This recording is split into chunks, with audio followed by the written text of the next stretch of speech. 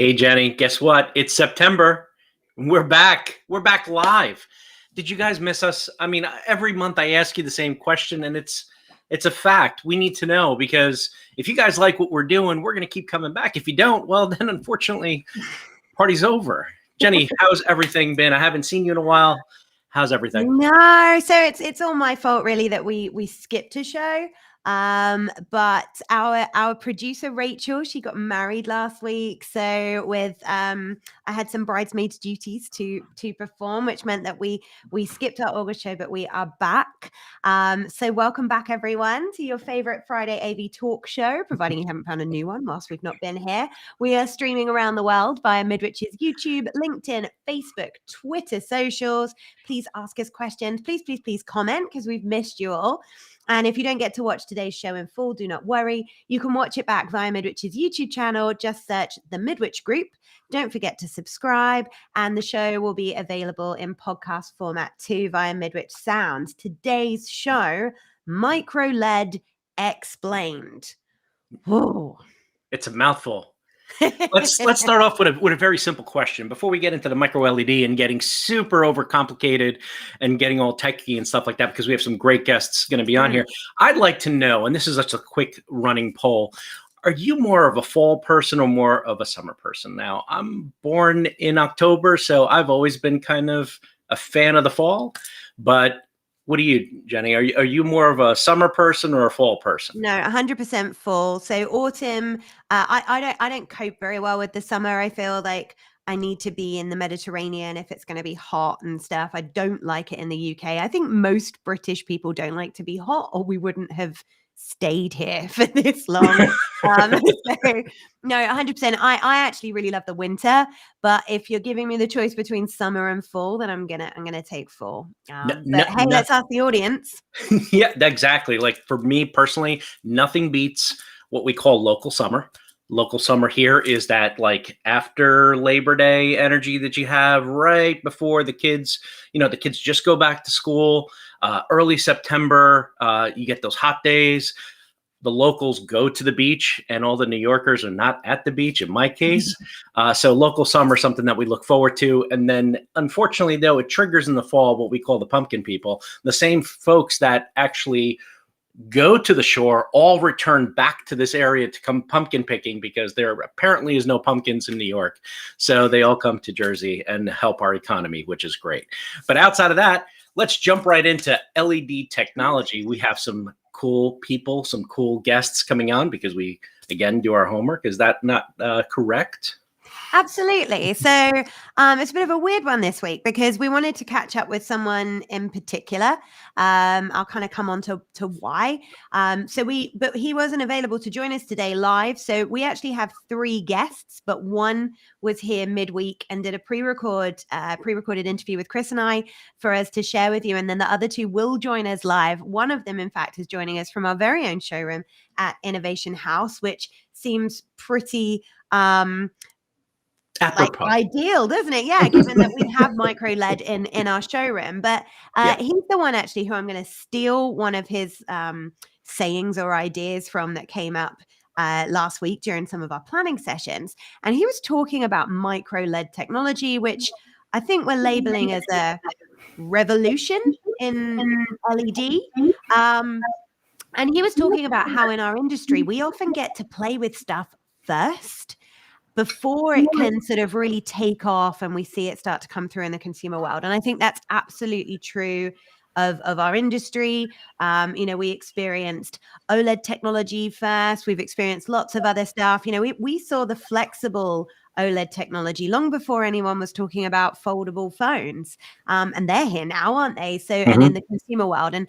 And hopefully today's show will give us a bit of an insight into what does MicroLED actually mean for the future of LED. Yeah, we also not only are going to do that, I'm going to give you guys a little spoiler for the people that are watching and kind of waiting and holding on for bated breath. We will have a prize. Do not worry. There is another prize coming at you. We did give away last month's prize already. So we will have an award, not really an award, but a giveaway to give away later on the show. So stick around till the end. We also have maybe a little bit of a spoiler, a little bit of information regarding the UCEXPO and the AV Awards, which is hot off the presses for us. So as we find out, you're going to find out, because that's what we do. We share what we know, and we're very transparent. Let's leave it at that. So I can't wait to hear more about LED. LED is something that I spent some time in when I worked with manufacturers before. And as an integrator, LED technology is ever changing, right? It is, what started as just screens on the wall turned into tiles, which turned into smaller tiles, which turned into smaller dots and dot pitches. I'm, one of those people that have always kind of just saw it kind of happening. And it is probably, in my opinion, in the world of AV, one of the fastest changing, right? It's here today, and there's been a lot of good progress in making the LEDs smaller, tighter, brighter. I mean, everything that you would want to explain, when you're selling these things, like, oh, it's smaller pitch, it's brighter, it's got dark blacks. As you start moving into the world of micro LED, it starts blurring the lines of that and what a traditional television screen was, right? So I'm excited to hear more. I know that Samsung is one of the leaders in this, but we also have somebody who is a user or an integrator of the product who is going to join us remotely. Exactly. So I think the reason that we picked this person, I won't introduce them now, because I think I introduced them when we did our pre-record, so rather than repeat myself. But the reason that we went and asked this person to speak to us, and why, even though he wasn't available today, we wanted to pre-record an interview, is because it has actually taken quite a while. And I think, with everything that's happened in the pandemic and our focus being, just distracted along the way, when you look back over the journey of LED, it was a relatively slow adopted technology for AV, moving away from video wall and projection. It really took quite a lot of time. And so I had hoped that we could speak to this person, because we acquired PSCo a number of years ago as the Midwich group. They were probably one of the first distributors to really grab LED, get well trained, find a stable manufacturer. And there's lots of things to consider with LED, especially with SMD technology. You can't just buy the tiles that you need for your wall, because if you come back later and need anything in terms of replacement, then you're going to be into a different batch of product, and that will mean a poor visual experience. It's very important with SMD technology to have the same batch of products. So there's lots of things to consider, and we had an integrator who worked with Midwich and PSCo right from the very start, and really did take early adoption of this technology. So it really fun to catch up with him. Let's see that video of our pre-recorded interview now. Roll the tape. Yeah, that's all. To be talking to Adam Wilson from Aura. They've been very busy. So as I say, Adam used to work with us here at the Midwich Group under True Colors. He's also worked with AMX. He ran the business in Tevi for a number of years, which was merged with Aura, and they've recently acquired Reflex. So very, very busy gentleman, but a really early adopter when it comes to LED, working with PSCo and Absin, and we've worked on some great projects together. So I think Adam's got a video that he's provided us that we can show to everyone to show what Aura have to offer today, and then he'll be joining us.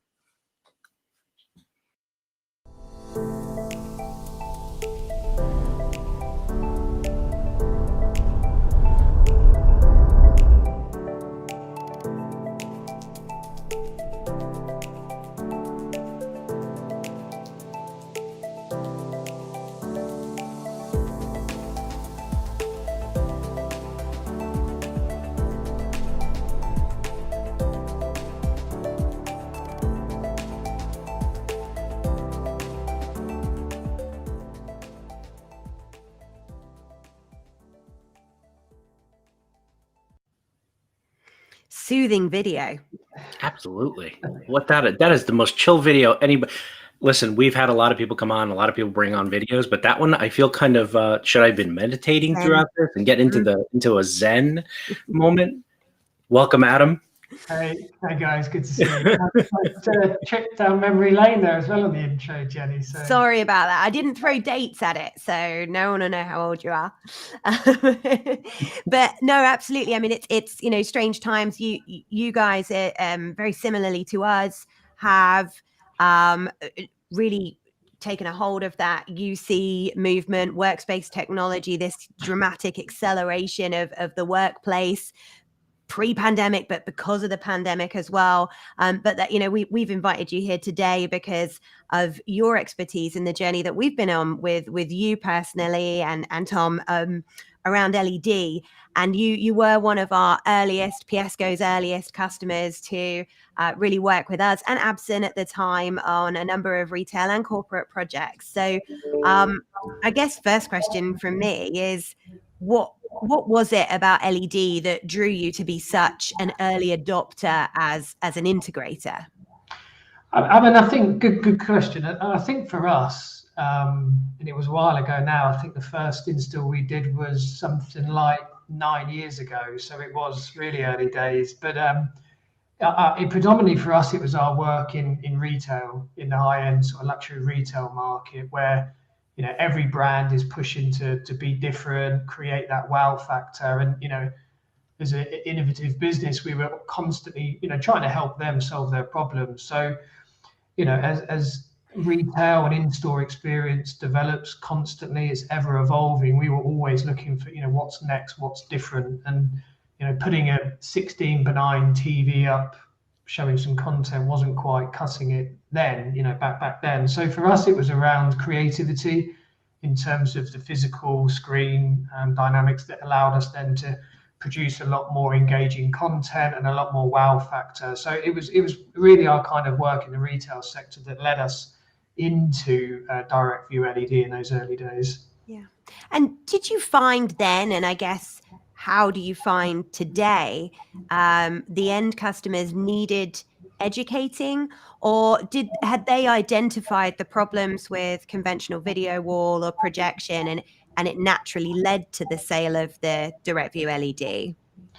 I would say certainly back then, they needed a lot of educating, but that's our role as Aura now and as Intevi back then. We're very consultative in the way we do things. What's the problem, pain, or need, and we use technology to solve that rather than technology for technology's sake. But I think as well in the technology world, we have to remember that just because we see this stuff every day, it's brand new to a lot of end users who are just trying to run their business.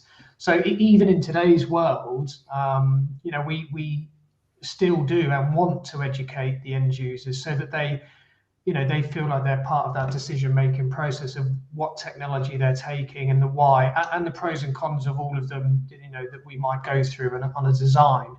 So yeah, there's a lot of, because there's always pros and cons of any type of technology solution. So we do educate the customers with that. And yeah, look, a lot more of them have seen LED more so now than say 10 years ago. So that helps. But we do still have to go through the football stadium scoreboard and Lego blocks piecing together type analogies and then talk about the technicalities of it. But yeah, there's a big piece of education with it, and more so on the content side. The minute, certainly in retail, if we're looking at a non-standard aspect ratio or size screen, there's obviously a lot of content implications that go with that. So yeah. There is definitely a movement, at least on my side of the pond, right, to bring a more experiential conversation to the corporate environments. For many years, and I can only speak on experience and what I've seen. For universities, for example, here in the U.S., big money is football. If you have a massive football program, you want to attract the best talent. And recently, over the last few years, they have taken just bringing somebody, the top recruit from whatever high school. It used to be you're brought into the football stadium. They show your picture up top. They make the announcer announce, "Hey, it's Chris Neto from Linden High School, and he's our new starting quarterback." And you give him that kind of feel. Maybe had the band. now we're starting to see where they're investing, like higher ed, for example, starting to invest in the locker rooms. And now all of a sudden it is a show when you walk into, hey, this is your locker. This is our university. Everything is changing. Your names and lights. It's a recruitment on the higher ed side, but I've started to see where that is now starting to creep into the corporate space, first in the lobbies originally, right?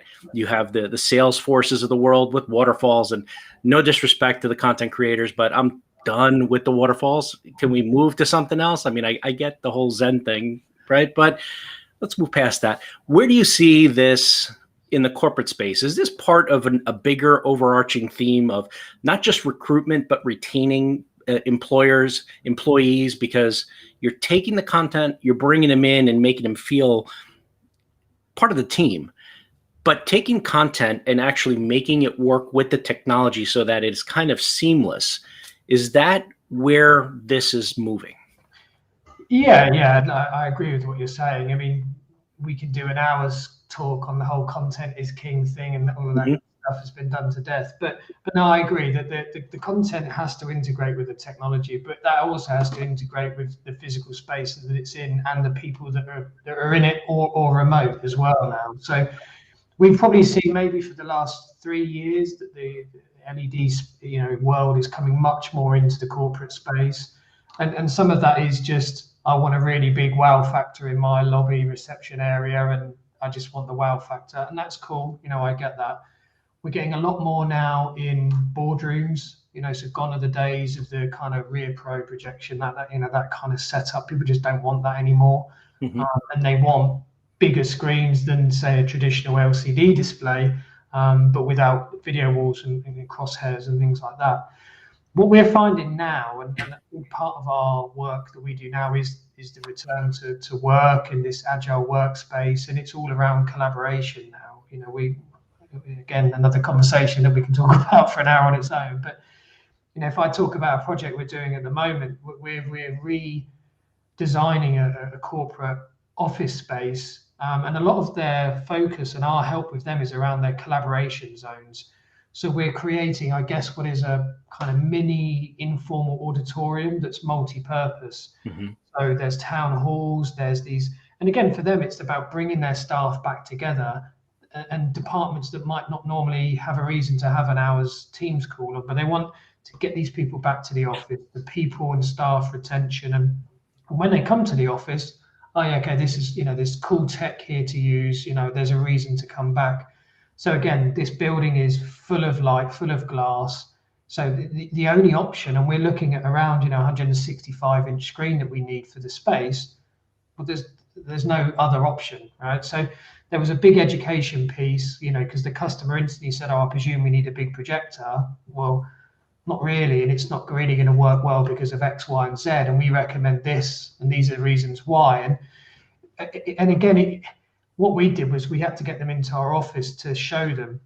So we've got a big LED screen in the office, and until they saw it, and you get the usual, how do I get one of those at home type question, which we all want. But once they understood the technicalities of it, it was, it kind of sold itself, So from that respect, it was the right solution for the need and the problem that the customer had. But once they saw it and understood the reason why, they totally got it.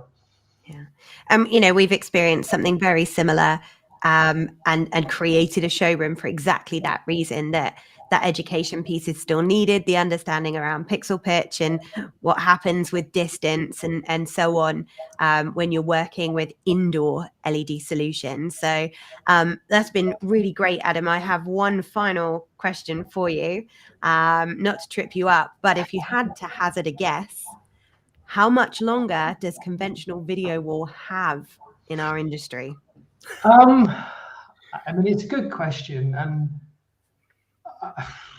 I think it's going to be driven by cost ultimately. When we show customers what you can do with direct view LED, none of them want video walls anymore. But I still think it's that point of cost, and we're getting there. We are close. So I think it will be sooner rather than later, if that makes sense. But I think there is still a place for video walls, and anything, say 110 inch below, financially at the moment, it still works out much cheaper for a video wall setup. But I think that will change in the coming years. I don't think it's it's a long way away.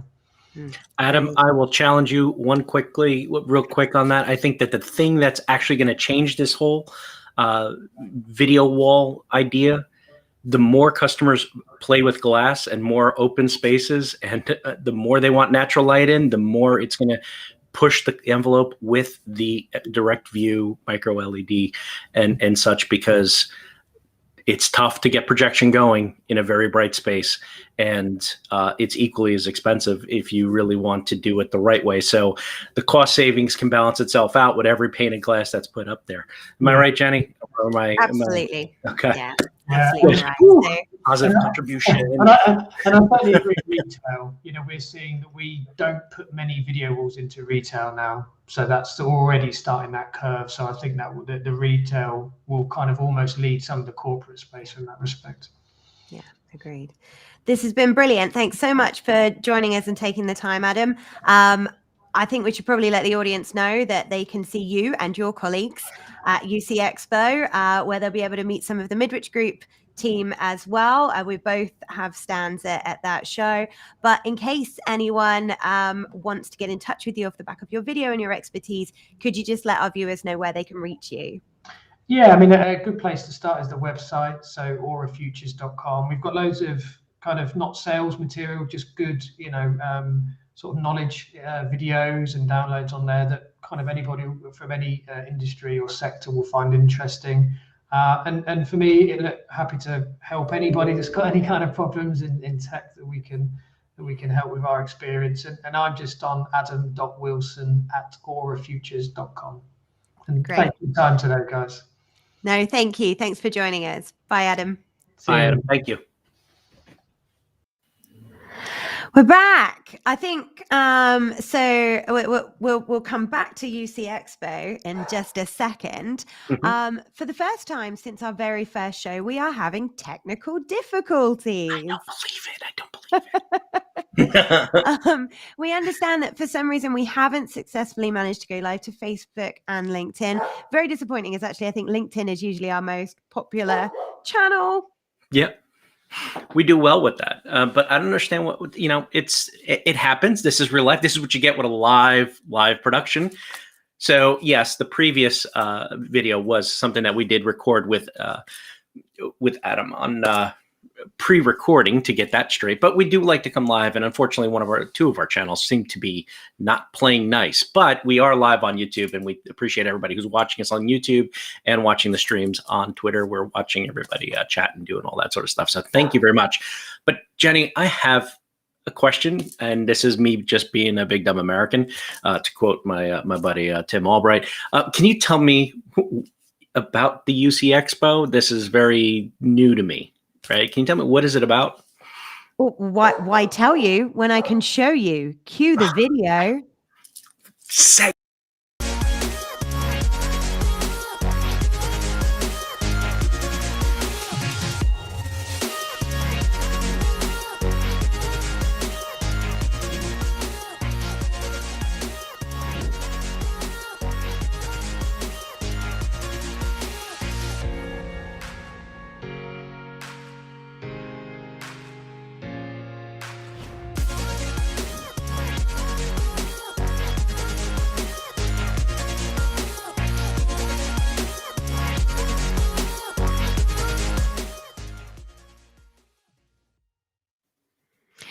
So UCEXPO is held in London. I think we skipped a year. It was postponed, then it got skipped, and then sort of moved again because of the pandemic, much like many of the in-person events of recent. But we're really excited, and a bunch of the UC vendors that work with the Midiwch Limited team in the UK have kind of collaborated together to make what will be the Midiwch stand. And then we have, numerous partners who have stands of their own. It's always been a really great show for end users.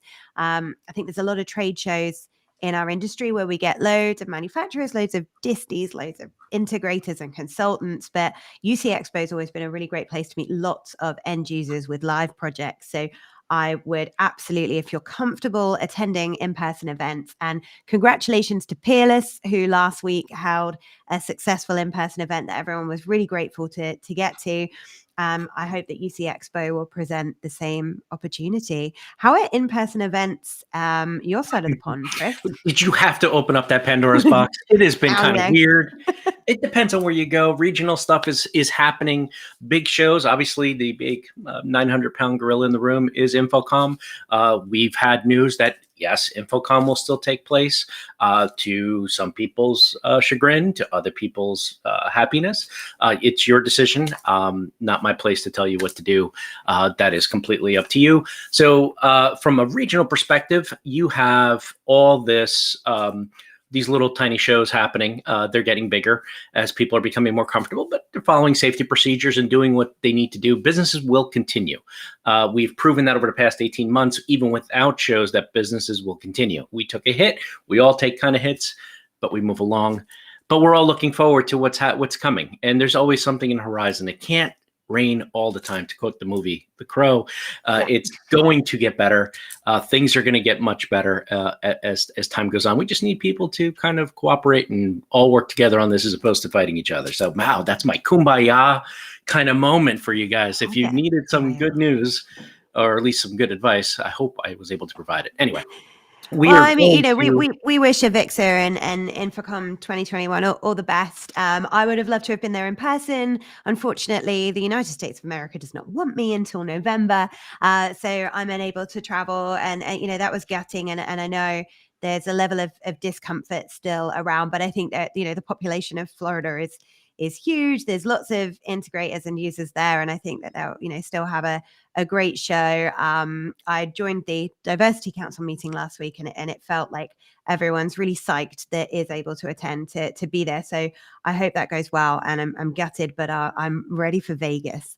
So we have two guests, and we're going to bring them on at the same time, despite our technical difficulties. Rebels. We like to push boundaries. So we've gone for somebody from the manufacturer who brought MicroLED technology to market first, and then we've gone for one of our own, who is our very own in-house LED guru, to join us. And we've got a number of questions to fire at them, but we welcome your questions as well, those of you that are joining us on YouTube. And please do put those forward, and then we can ask the guys when they're on. So joining us now is Andrew Douglas from Samsung and Liam Winter from Midwich Group's PSCo.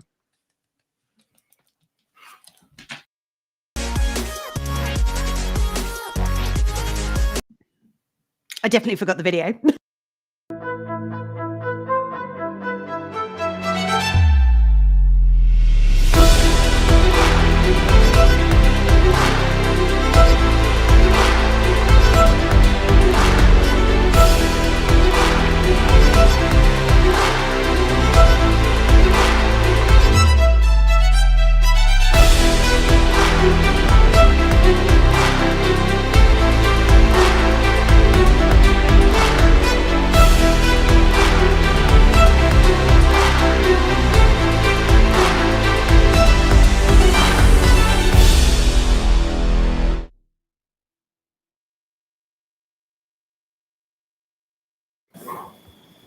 Ooh. Look at that. Thank you. And there's one we made earlier. So, the wall that you've just seen in that promo video is in fact behind Liam at the moment in the Innovation House showroom. Hi, Andrew. Hi, Liam. Hello. Hello, Jenny. Hi, Chris. Hi, Liam. Hi, everybody. Really great to have you here on our technical difficulties day. So I think that's a combination of faults, Chris. We forgot about the video. This is our technical difficulty special. It's like a Christmas special, but it's for technical difficulties. We're celebrating that today. Enjoy, everybody. It's free. Challenges. Yeah, I won't have any technical difficulties now because I wrote down on a piece of paper some questions to ask our guests. So we're all good from here forward. Liam, I'm going to come to you first. We've called the show MicroLED Explained. What is it? What did we have before? SMD technology, I believe, is what we've been working with. predominantly in the past? And what is micro LED and what makes it different? Well, I guess to answer that question, I normally sort of take it a step back from where we are with LED for business. And I position the kind of holy grail that we're working towards, because micro LED is an emerging display technology that is set to potentially impact every display technology platform that we currently use today. So in simple terms, it's microscopic LED pixels that emit their own light. And what micro LED is able to do is to achieve new levels of performance that we can't get currently today with LCD OLED technology, and actually offers us some enhancements on existing SMD video wall technology as well. Some people ask me, when you say microscopic, how small is that? And the easiest way to compare that is a human hair is around 50 microns or 50 micrometers, which is 1,000th of a millimeter.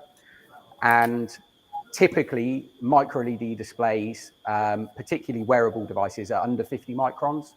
And in the video wall displays we currently use in business-to-business signage, they're around 100 microns. So they're extremely small. The technology itself is, if you compare it to current LCD technology that uses an LED backlight, that's the key word there. An LCD uses a backlight. So where an LCD turns to black, there's still some light there, so you don't get a true black. If you contrast that to an OLED display technology, each RGB, red, green, and blue pixel emits its own light. So when we go to black, the light's off, we turn off the light, and we get a true black.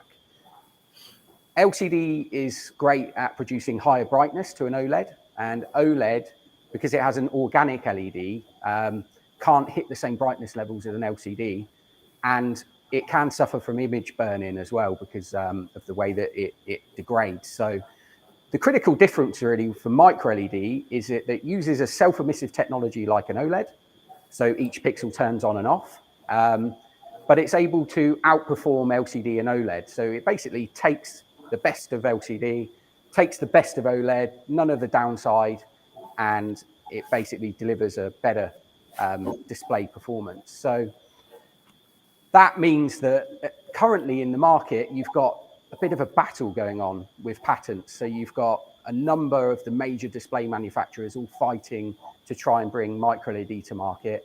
You've got actually some of the electronics giants coming in as well. So companies like Apple bought a micro display, low power micro display developer way back in 2014. Last year, Facebook announced a partnership with a UK company called PSCo, who are a micro display, micro LED developer. And then you've got companies like Samsung, we've got Andrew in the room, who have actually managed to bring micro LED to market with their luxury TV, the wall, and their B2B signage products. But there is that battle happening, and that's because really micro LED can deliver better than what we've got today. It can outperform micro LED, OLED and LCD, and it's kind of a bit of a golden goose. So whoever can get there first are going to be able to sort of lay those golden eggs. Golden eggs. I like the golden absolutely. eggs analogy. This is a good time, I guess, to speak to the man with the golden eggs. That's an intriguing analogy to follow on from. Yeah. So, Andrew, you delivered the first golden eggs in the industry. What is it that Samsung had or that Samsung saw about MicroLED that meant that you guys developed so early on? Because I think we're moving towards your third generation of product now. Other manufacturers are now launching micro LED options, even though they've been in the LED space for quite some time. What made Samsung choose this technology as their route forward? Absolutely. Well, Samsung is got interests outside of just the display category. It's obviously a large electronics company with consumer electronics through TVs, mobile phones, our LFD displays. LED presented us with an opportunity that, as we're a manufacturer that likes to lead that innovation and bring that new experiences and challenging the way in which we use things, MicroLED brought a unique technology that actually has a chance to influence and affect all of them. And we saw that as an amazing opportunity to start investing in that. So we've invested heavily over the last number of years. We successfully brought MicroLED to market a couple of years ago through the Wall Lux. And from that, it has been the breeding ground to obviously then bring Wall for Business, and in that time onto our third generation of MicroLED. But that miniaturization of the tech will influence the consumer TV space. It will eventually influence the likes of mobile phones and wearable technology, something which Samsung has a huge interest in continuing to innovate and push the envelope. And so how do you decide what goes where?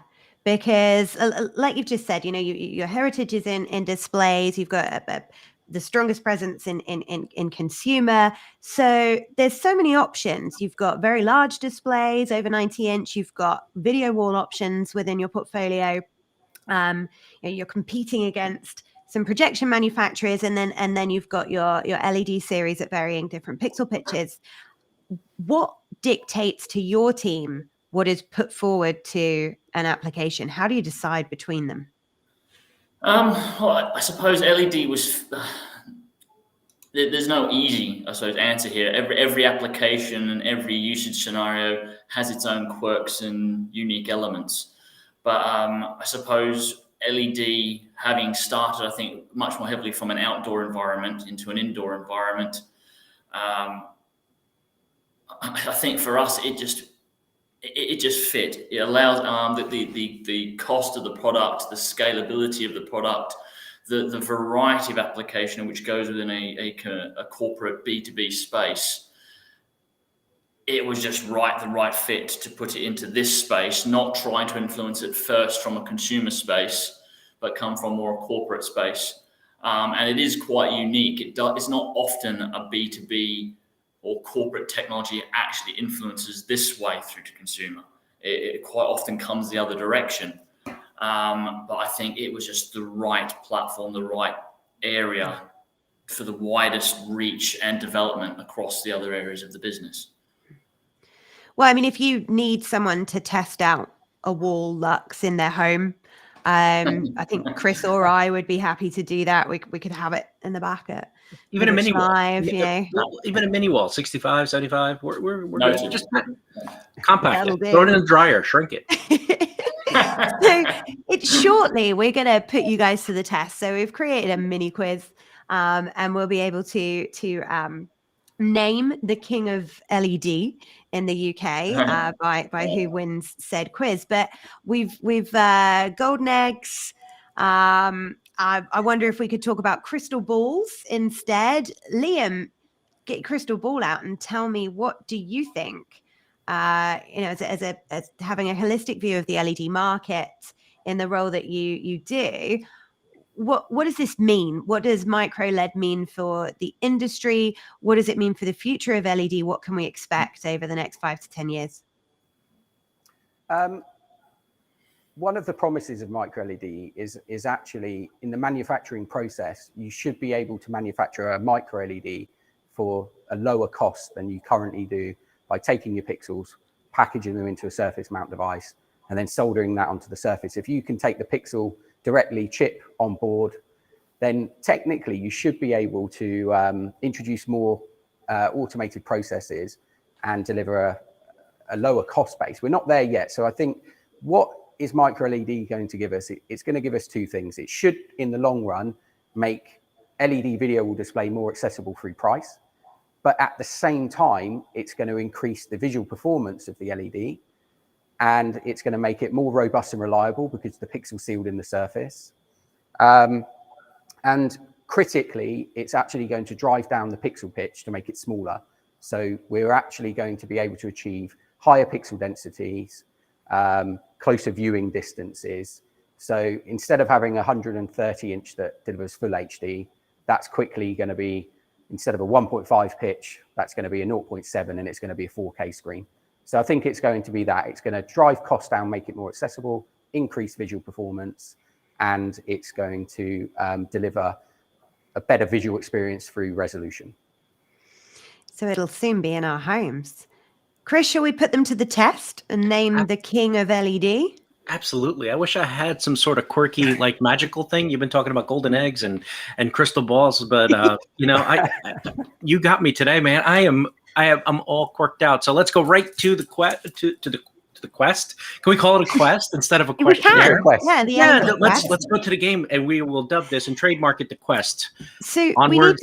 we need to allocate buzzer sounds so that we know who got there first, right? So, guys, did you want to pick your own buzzer sounds, or shall we allocate you both a buzzer sound?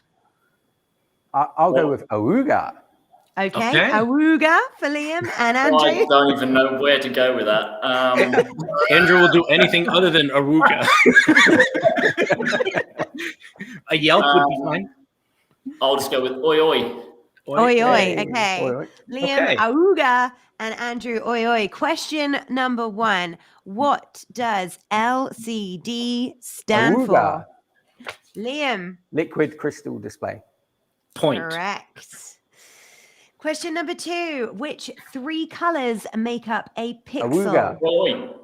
Oh. I think Tie it was goes to Liam. the visitor. Oh, okay. Yep. Am I the visitor? Andrew. You're the visitor. Yeah, kind of. Go for it, sir. Red, green, blue. Correct. Ding. Point.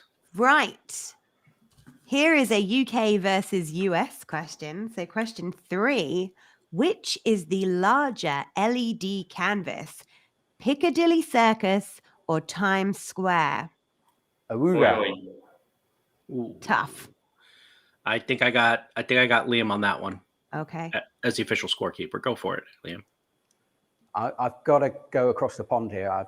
It has to be Times Square. Do you know, you are correct, but it's actually closer than people would think. So the Piccadilly Circus is 44.5 meters by 17.5 meters versus 56 by 27. I expected there to be a bigger difference, if I'm honest, between the two. But you are correct, Liam. Congratulations. Points. Now, More luck than judgment, maybe. well, let's test your math skills, guys. Uh-oh. If I want to create an 8K true resolution canvas using Samsung IWA 0.8 millimeter, Awooga. how many cabinets do I? Awooga. I'm going to go with 64. And hope I my don't maths know is the right. answer to the question. Sounds close. Andrew, are you greater than or less than 64? We're doing prices right here. 8K. Right, should for be 8 by 8K, 8. it would be 64 cabinets, but there would be 8 cabinets spare. I'm going to give the points to Andrew simply because he went a little further detailed. How's that? Yeah, Okay, we have I it. agree. And Tie I should right now. next time get the answers before we ask Before the we tally question. them So, guys, this is the final one, and I believe we're at a tie. Chris, is that right? That is Yeah. correct. Okay, so you have 30 seconds. And this is about who does the best mime. Now, maybe you've both played air guitar before. Today, we are going to award the status title of King of LED to the person who does the best mime of installing a 130-inch LED display canvas. 5, 4, 3, 2, 1, go.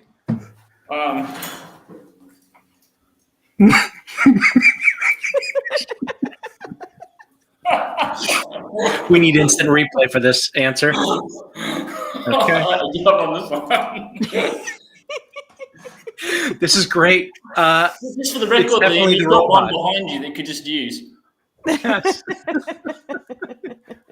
Well, I don't know. all right. I think it's a tie. Let's just go with both. What do you want to go with? I we can was give it going to to name Liam? them both king. All right, you can name them both kings, but I have the points tallied up here, and we have to subtract and add points. We were giving a half a point to Liam for wearing a very nice colored shirt, and then we're also giving him a point for great hair. We are subtracting a point from Andrew for his great hair, exactly. But we are definitely giving it to Andrew for his impressive video conferencing internet that he has. So we are definitely still back at the tie. So unfortunately, you both have to share the crown. We will send you each a half of a crown, maybe a Burger King crown, and you can fight over that. I will happily provide the crown and maybe a Happy Meal each. So we're definitely getting there. We do have a question that came across on the socials. If you guys want to break this tie, and I can even throw Jenny in it, because then Jenny can win the Queen of LED title on this. I have a question here from Aaron Peterson, all the way from the USA. Isn't Times Square multiple LED walls, whereas Piccadilly Circus is a single canvas? So Piccadilly Circus is now a single canvas. The actual whole building, and it wraps around the corner, where I think Times Square is section sort of going up and taller. And I think that's what gives the misperception of the size, because Times Square is a number stacked up as opposed to one big space. But were you referring to the Times, when you say Times Square is a big joint, right? Are you referring to the Marriott? The multiple screens dotted around, yes. Yeah. But I think if you want to trump that, I think the US have an even bigger one now at Sophie Stadium. Yes. Maybe we'll ask that later. That's a good, let me take that down as notes here. Andrew, you just got yourself a point. And which brand is that? I think that might be Samsung, actually. I think there's something like 70,000 square foot of LED. That's off the top of my head or something like that. We're subtracting 0.25 for self-promotional pop there. Well, that's like walking in. That's like walking in and just doing this. That's awesome. Okay, so let's this is great. So we got the question. Aaron, there's your answer. Thank you so much for sending in the question via YouTube. So we do have one of our social channels absolutely in tune, working with everything. Again, thank you, gentlemen, for your combat in this hard-hitting fight about micro LED. And yes, a wall to Jenny and to myself would absolutely be appreciated. But again, just keep it small. I don't have that big of a house, so that's all. I don't want to advertise it for the neighborhood. So anyway, outside of that, where are we going to next? So I think we should give Liam, even though we've deducted points for self-promotion, let's just quickly give Liam and Andrew an opportunity to tell people who want to reach them where they can do that. Andrew, how do people get in touch with you? Obviously, the easiest ones will be through, obviously, our website does have a capture to get in touch with Samsung. Obviously, if people do want to get in touch with myself, email address is a.douglas@samsung.com. For more email, obviously, then there's also my partner in crime, Liam, through PSCo for Samsung LED. Great. And Liam, how do people reach you? You can contact me by going to the PSCo website, which is psco.co.uk. If you wanted to get booked in at this amazing showroom and actually see micro LED, mini LED, SMD side by side and understand it by seeing it, you can do that by Googling Innovation House in the UK, and you can find our dedicated website there and get yourself a tour booked in.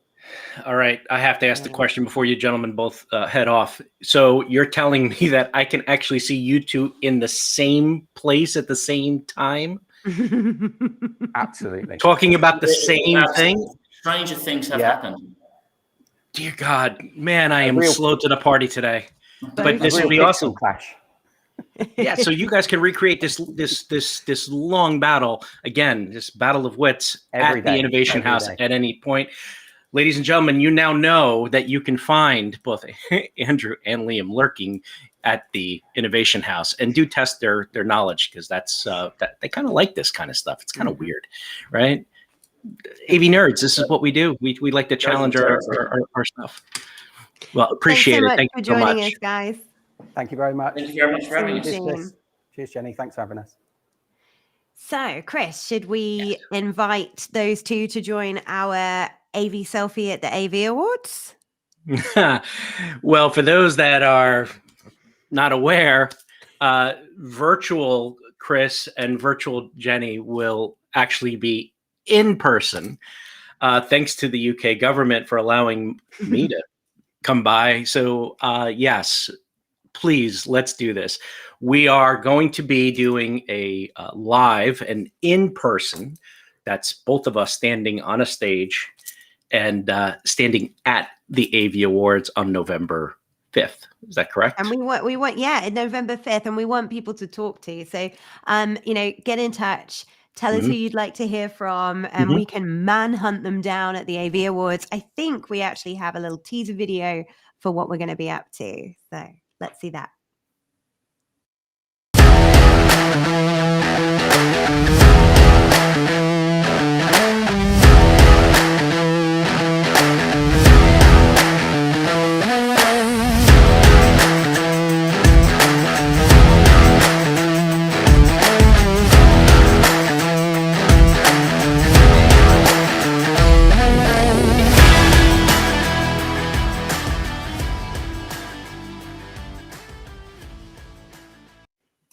Nothing like nothing like breaking news, at least on our personal front of news that is going to happen. Let's just see. The way things are right now in this crazy world, you never know. But as of today, I will be there, and Jenny will be there. We will be judging what you wear, so please dress to impress, because we are fashionistas in our own right, and we know high couture fashion like nobody's business. So bring your best. Some prizes maybe. But this is what we need. We've not done this show in person. We've always been able to sit down, which has been quite nice. So we're going to have to do it standing up. Chris is going to have to do it in heels. Me, maybe, I don't know. But we're definitely looking for some inspiration. Obviously, the awards is regularly live streamed itself anyway. So what do you want to see from the before? Who would you like us to go hunt down and try and convince to talk to us before the show? So we're very excited. For those of you that have been a part of our Twitter conversations as well, there's a sort of growing list of people that's getting added to our Oscars style selfie that we're all looking to try and achieve at the AV Awards. So, find us on Twitter and get involved and add your name to that list for the group photo. Yeah, we typically don't really tease so much about what we're going to say on the next show, because we fly by the seat of our pants. Let's be honest. We don't know. But this time we are going to do a little teaser about what we got coming up in the next month. One, we're going to have a special guest who is going to join us. And this special guest is somebody who we know for a fact is going to be at the AV Awards. I think they know a lot about them too, don't they? Possibly. Yeah. Possibly. And the other thing that we have coming up is it's still super top secret, so you can't tell anybody, but look out for things that we may be dropping over the next few weeks regarding a get-together that we may know about that we haven't said yet. But if it's possible, if I can get a credit card, we're going to make it happen. And it's up to you folks to help us out and show up if you want to hang out. So keep an eye out for it. I don't want to give away too much because it's not 100% set in stone, but let's see if I can make something happen. I know Jenny's trying to pull some strings. Producer Ben's going crazy trying to figure out how we can turn the AV Awards, maybe a pre-show party, maybe a pre-show get-together. You never know. You never know with the way things are right now. I'm excited. I'm psyched. I'm excited. I'll see you Lots guys in of the ideas. UK. Please keep an eye on our socials, because we've got some really great ideas. We're just waiting for the go ahead. But hey, I think we need to announce the competition winner from last time, or did we already do that? We did that special. We did a special kind of thing where we announced a winner, and that was for the 2 tickets to the what was it, Norwich, for the EPL and the Bird Dog stuff. So Norwich. Yes, Michael Garwood actually won that from BeesBuzz. So that was congratulations. Brilliant. Congratulations, so, Michael. Today we're giving away £100, €100, $100, depending on the currency wherever you are in the world, worth of Amazon vouchers. So very useful, especially now as we're heading towards holiday season. And we have a question to ask.